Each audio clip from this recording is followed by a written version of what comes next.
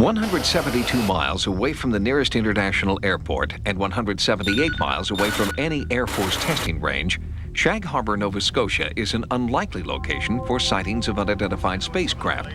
But UFO investigator Chris Stiles has come to this tiny outpost on the eastern edge of North America because of stories his grandfather told him about one strange October night in 1967. Stiles has uncovered an extraordinary paper trail of evidence, confirming that something anomalous, something very unconventional, crashed into the Atlantic off the coast of Shag Harbour, just as his grandfather had always described.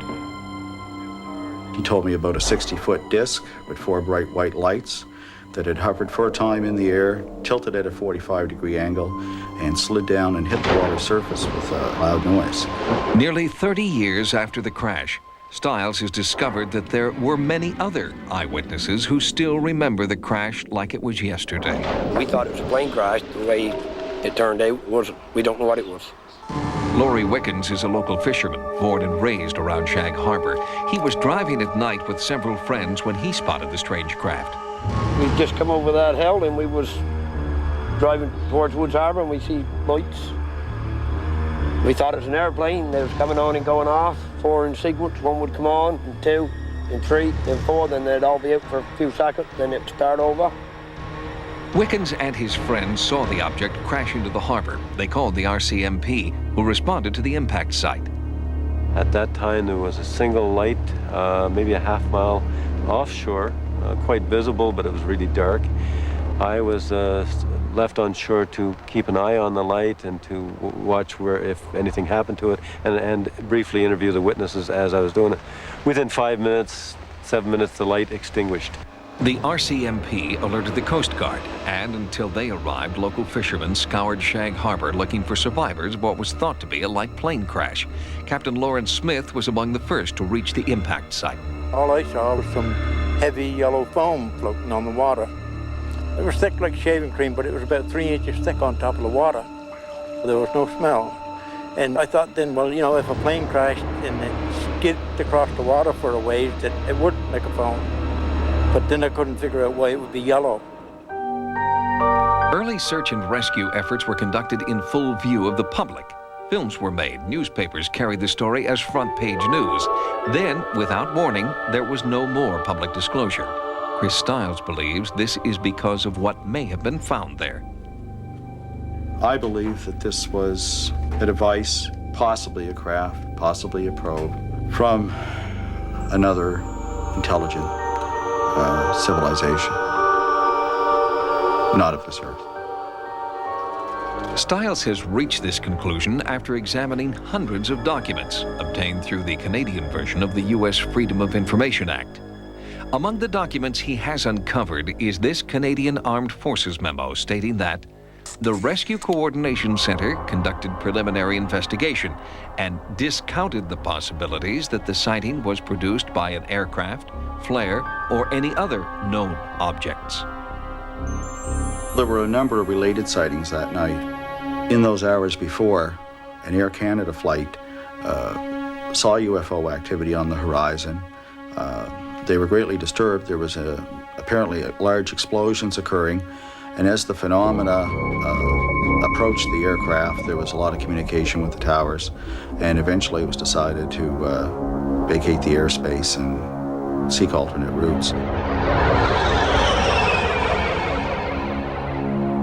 Even more eyewitness accounts were found in a secret RCMP file. Captain Leo Howard Mersey was the master of a dragger. He had 18 men aboard. All were witnesses to 4 UFOs in the distance on the water surface. They had radar returns, and after observing them for 2 hours, one of them became airborne and arced in the sky southwest toward the Shag Harbour area, which was 175 miles away. As a public search for the craft began in Shag Harbour, behind the scenes, many people have come, including locals, to tell a story that while this operation was going on in Shag Harbour, there was another operation up the coast about 25 miles away off of Government Point. In 1967, Government Point was the site of a super-secret military base. Former base divers claimed the search at Shag Harbour diverted attention away from the UFO's final resting place, off Government Point. while they were down there, there was still activity going on.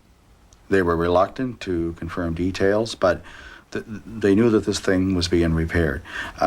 As one person told me, the other object was standing nines for it, is the expression they use, sort of overlooking and giving it protection, assistance, whatever was necessary. And they're quite certain from their experiences that this was nothing that was produced here on Earth. And some of the divers insist that they did indeed bring up some debris. Stiles searched for documentation to support the divers' claims and found it in this letter written 2 months after the Shag Harbor incident. It specifically mentions DND, Department of National Defense, UFO material available for review. Based on this information, Chris Stiles is mounting a recovery operation to search for more UFO debris. Sightings will document this search and bring you the findings on an upcoming edition of our program. Shag Harbor, at the southern tip of the Canadian province of Nova Scotia, has changed little in the last 100 years. Generation after generation here have earned their living from the sea, hauling lobster and cod out of the icy waters of the Atlantic Ocean. And Shag Harbor would have remained an obscure northern outpost if it had not been for one strange night in 1967. There was a bright light, an enormous crash, and an unprecedented joint mobilization of Canadian and American government forces. Exactly what hit the water in Shag Harbor, I'm not sure of. But whatever it was tracked for a great distance. It was in trouble. This man is a member of the Canadian Armed Forces with a security clearance above top secret. He was part of the original Shag Harbor strike force and spoke exclusively with sightings about what the military knew. It had entered the high atmosphere over in northeastern Siberia. I was told that it hit the water, crash landed, and had actually moved underwater. This thing was not only aerodynamic, but hydrodynamic also. It had the capacity to travel in two mediums. Many saw it from a distance. It was a moonless night, and they weren't quite sure what it was they were seeing, but all were sure that indeed a large object had dropped out of the sky and hit the surface of the water. UFO investigator Chris Stiles has spent several years tracking the Shag Harbor paper trail and interviewing eyewitnesses, including Lawrence Smith, the captain of the first civilian boat to arrive at the crash site. Smith remembers seeing a strange, thick foam floating above where the UFO sank. Maybe the military is hiding something that they don't want us to know about. I don't believe that they want to talk about it. There's more than we know about or will ever know about. Stiles' relentless pursuit of information recently turned up new proof that American interest in the Shag Harbor UFO investigation extended to the highest levels of the U.S. military. One interesting document on Shag Harbor that's recently come to our attention is the APRO document. APRO, which is an acronym for the Aerial Phenomena Research Organization, says quite clearly that at the time of the Shag Harbor event, there was a U.S. air photo reconnaissance mission in the area at high altitude. An hour later, after the event, we have a strategic air command operation in the area. According to members of the Canadian military who wish to remain anonymous, the UFO was amphibious. After crashing into the waters of Shag Harbor, the craft continued to move underwater toward a top-secret military installation off Government Point in Shelburne. It touched off a major security alert. Near where the UFO had moved, there was a top-secret listening post for submarine detection, part of a net. This thing almost moved over top of their cable. This object was resting on what is known as the MAD grid. That's an acronym which stands for Magnetic Anomaly Detection, part of the base's function. Certainly, one can imagine the concerns ran high during this period to find that an unknown object was literally a few miles from the location of this base, which was tasked with such an important job in North American defense. Substantiation of the claim that the UFO did not sink in Shag Harbor can also be found in the APRO document. It states that shortly after the UFO impact, Maritime Command received a report from the Coast Guard cutter Sir William Alexander, stating that, quote, an object shaped like a torpedo was observed going along the surface, emitting flames and smoke at 44 degrees 23 minutes north latitude, 64 degrees 9 minutes west longitude. Maritime Command ordered an immediate search and recovery operation. The Navy did have a strong expectation of finding artifacts. The way that the UFO hit the water, it is possible something sheared off. If there were any debris found by the divers in Shag Harbor, that would have been the highest security issue on the East Coast at that time. Officially, Maritime Command reports that Navy divers came up empty-handed. But local fisherman Donald Nickerson was there during the recovery operation and observed something being hauled out of the water. Yeah, when we got there, they kind of acted like they didn't want us there. Seemed like it was secret. When the divers come up, there was 2 divers swimming with a metal, and then they passed it up aboard the boat to the guys aboard the boat. It was a piece of aluminum, or it looked like a piece of aluminum to us. It looked like it had been up some. It is Chris Stiles' hope that the government divers didn't get everything, that there may still be UFO debris at the bottom of Shag Harbor. Working with sightings, Stiles has assembled a top-flight search and recovery team, including technicians from Canadian Seabed Research Incorporated, professional divers, and camera operators. State-of-the-art technology, including side-scan sonar, will be used to see through the murky water and paint a perfect picture of the ocean floor. On board, researchers will study the images, trying to determine potential impact patterns, as well as pieces of wreckage that may have resisted 28 years of ocean currents. For instance, this target here has quite a high shadow behind it. Air support assists the team in pinpointing the UFO impact site, as described in the APRO document. Roger, Survey 1, standing by. Almost immediately, sonar readings indicate the team has a hit. Bridge, it's the survey control. We have the target. Chris Stiles is cautiously optimistic. The recovery team realizes that this target is more likely to be a submerged rock formation than a UFO. But the search has only just begun. Whatever crashed into Shag Harbor nearly 30 years ago was seen by many eyewitnesses, who have all come forward with strikingly similar descriptions of the incident. An unusual object described as being 60 feet in diameter with 4 bright white lights was seen to hover in the sky over the Shag Harbor area, tilt at a 45-degree angle, and then drop into the sky and hit the surface of the water. Eventually, the Coast Guard, Rescue Coordination Center, Navy, and RCAF were brought into the search effort for the object responsible. Chris Stiles has conducted an exhaustive search for documentation regarding the historic and mysterious crash of October 4th, 1967. He has found a significant government paper trail. The Navy did have a strong expectation of finding artifacts. In the document, it actually names a scientific consultant who was on standby to receive debris. The search conducted by the Navy concentrated in this area. In October 1995, Sightings launched its first ever salvage operation under the direction of Chris Stiles. Our goal was to locate and retrieve any pieces of UFO wreckage large enough to have resisted the forceful tides and currents in Shag Harbor. By all accounts, the odds were stacked against us, but this operation would offer a unique opportunity to apply scientific methods to an incident rife with rumor and conjecture. If debris could be found, our team would find it. We hope to take the searched areas beyond the former military search and perhaps check out some of these target detections and the impact site, which was actually outside of the search already conducted by the Navy. 28 years had passed since the crash at Shag Harbor. Time was not on our side, but state-of-the-art detection equipment unimagined in 1967 would improve our chances. Prepare for tracking sequence at heading 159. Over. There is 500 kilohertz digital side-scan sonar for seabed profiling and target detection.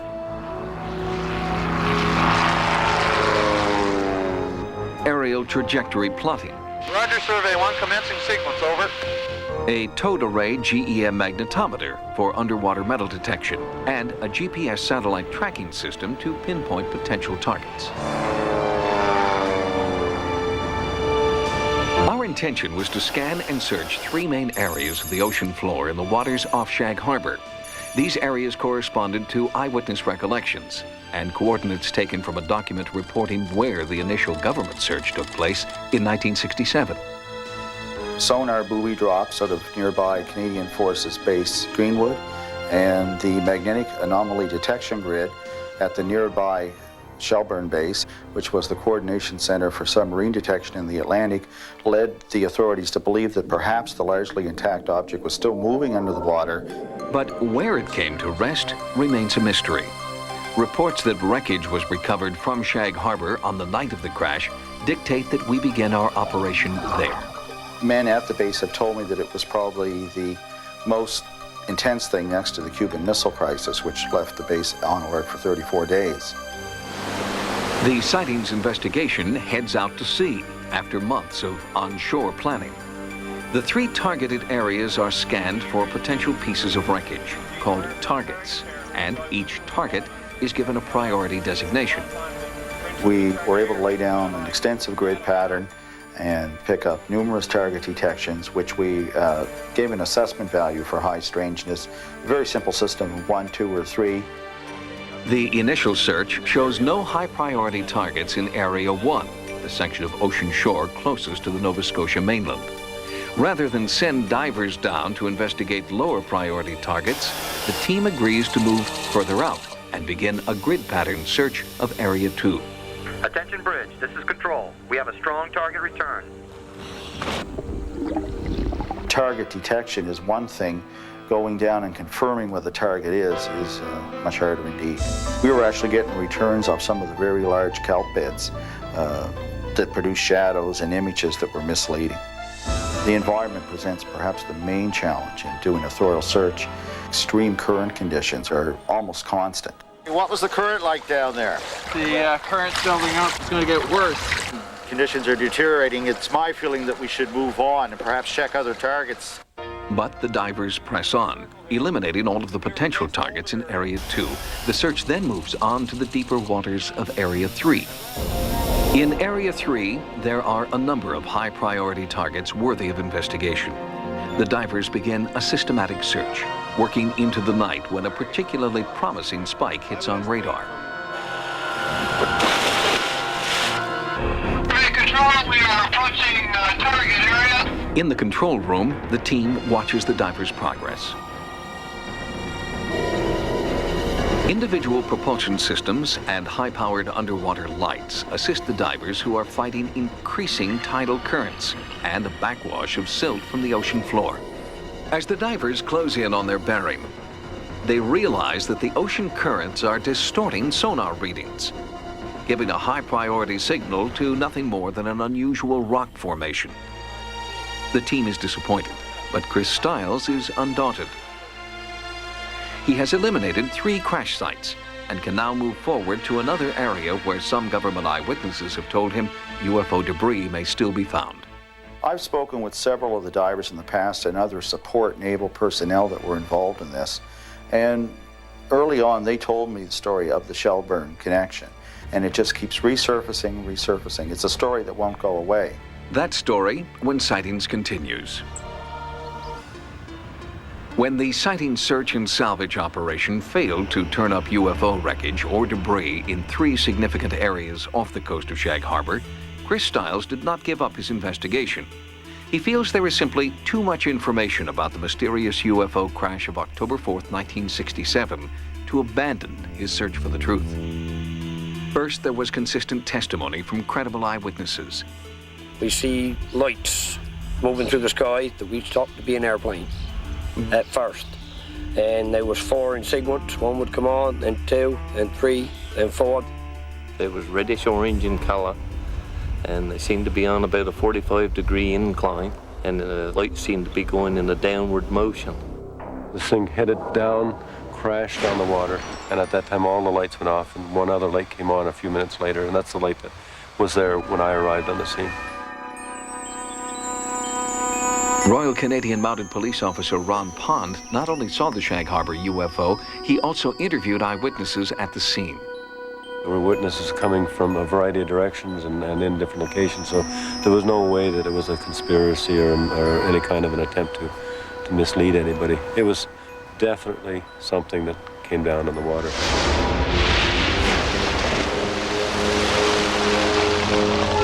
In addition to credible eyewitnesses, Chris Stiles has uncovered a trail of documentation leading him to conclude that the U.S. and Canadian governments knew about and monitored the Shag Harbor UFO. The more we find, the more there is, I mean, sources of even the paper trail in this have hardly dried up. And there was this exclusive interview with a member of the Canadian military who had been debriefed as part of a Shag Harbor naval recovery operation. I was told that it had hit the water, crash landed, in trouble, and had actually moved underwater. And I think that was one of the more interesting points that I found of the whole story, because this thing was not only aerodynamic, but hydrodynamic also. It had the capacity to travel in two mediums. According to this source, the UFO continued traveling underwater and finally came to rest several miles from the impact site. Near where the UFO had moved, there was a top secret listening post for submarine detection. This claim of a second location of an unidentified flying object resting on the bottom, somewhere off Government Point in the water, is very interesting, because this location was the spot where Canadian Forces Station Shelburne was located. It is quite possible that there is something laying down there, somewhere between the crash site to the site that it moved. It's hard to move that amount of physical energy around and not leave some sort of a trace. Because Sightings' initial scientific search of Shag Harbor failed to turn up any debris, Stiles is now exploring the possibility that the crash site was 25 miles to the north, near Shelburne. It was here that a second Navy dive reportedly took place on the night of the crash. When I spoke to the divers and support personnel early on, they told me that at the Shelburne end of the operation, where they sat over this craft for a week, that it was on the bottom and that there was still activity in it. Furthermore, there was a second craft there which was lending assistance. They believed that this was a vehicle of extraterrestrial origin. And these men had lengthy experience. Their commanding officer would debrief them and tell them not to open their mouth. The story would not be discussed again. I can only imagine that he would assign some people to ensure that those people do keep quiet. Although he has uncovered a mountain of documentation confirming civilian sightings of the Shag Harbor UFO, Stiles has found almost nothing on paper to confirm military operations in Shelburne or Government Point. I've looked at some unique strategies and tried to be creative. For example, off Government Point, there's an area called McNutt Island, which has a manned lighthouse. I attempted to obtain the lighthouse logs, thinking that perhaps any naval operation that kept ships in the area for 7 days would show in the lightkeeper's records. These were not forthcoming. Attempts with the Coast Guard to get these seemed to indicate that these records were lost. It seems that I could get earlier records and those after, but October's were missing. It is Stiles' belief that considerable work remains to be done in the Shag Harbor UFO investigation. Raw data needs to be analyzed further, and uncharted target sites offshore must be scanned. The elimination of 3 potential impact sites during the first sighting salvage operation is only the first step to what may be a very long road. Shag Harbor is still a mystery. However, I feel that this case will reveal a lot about the nature of the UFO phenomena and may have some answers that even challenge our established belief systems.